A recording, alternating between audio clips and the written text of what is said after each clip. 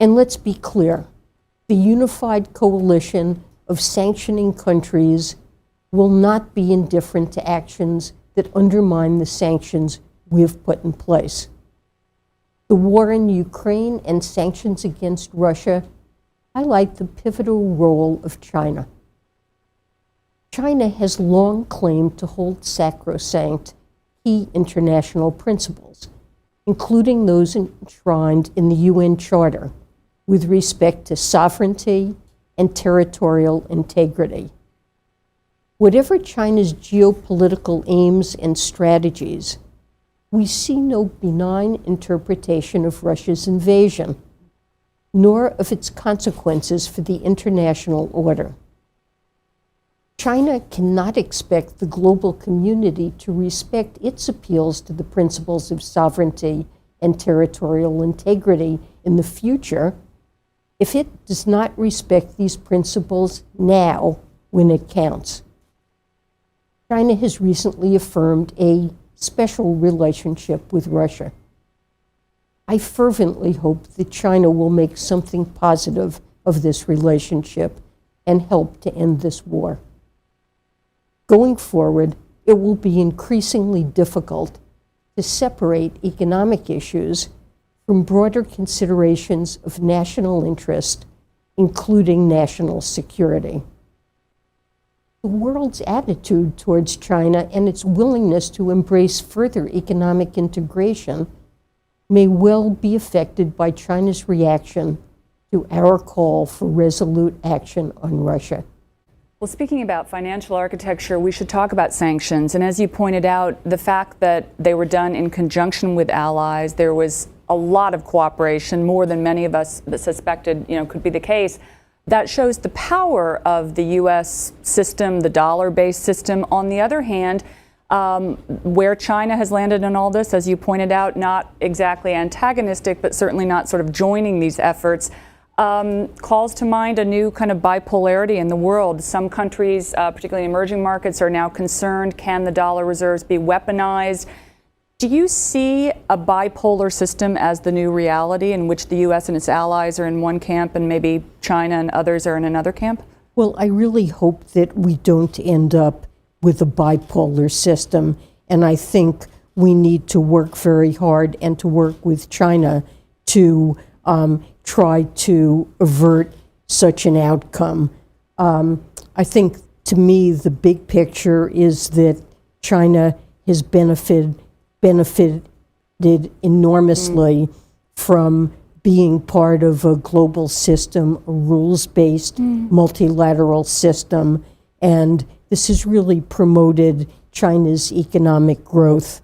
And we ought to try to preserve the best features of that system. I believe it's also been beneficial to the United States and our allies. But real problems have emerged, and we need to work with China to address those problems. China relies in many ways on state-owned enterprises and engages in practices that I think unfairly damage our national security interests.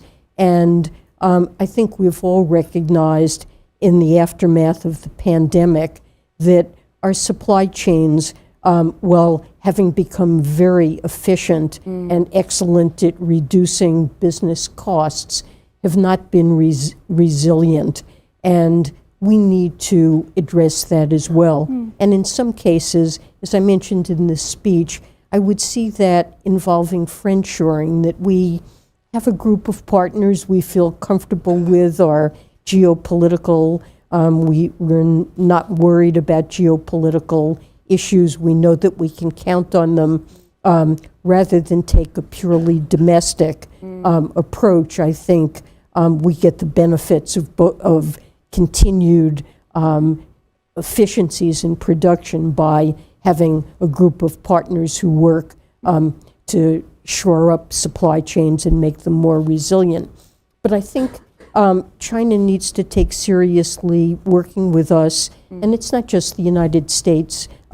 Europe and other countries share concerns about some of the practices that China has that negatively impact our national security,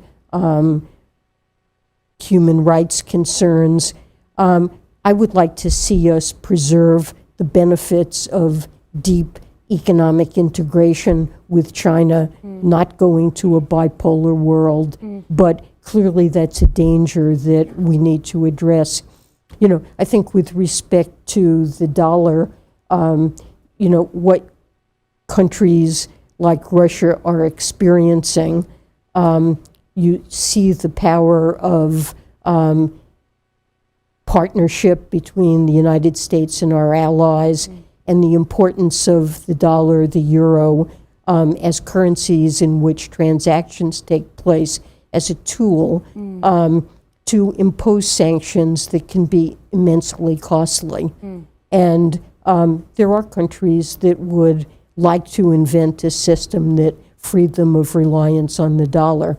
But I think it will be a long time, if ever, before the dollar is replaced as a key reserve currency in the global economy.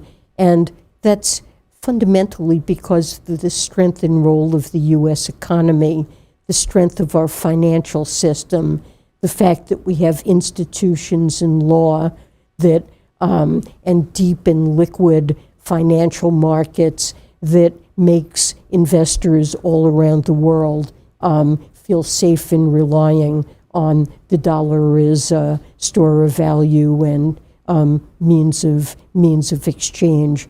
So there will be a desire to avoid sanctions, to replace the dollar, but I don't think we will likely see that happen.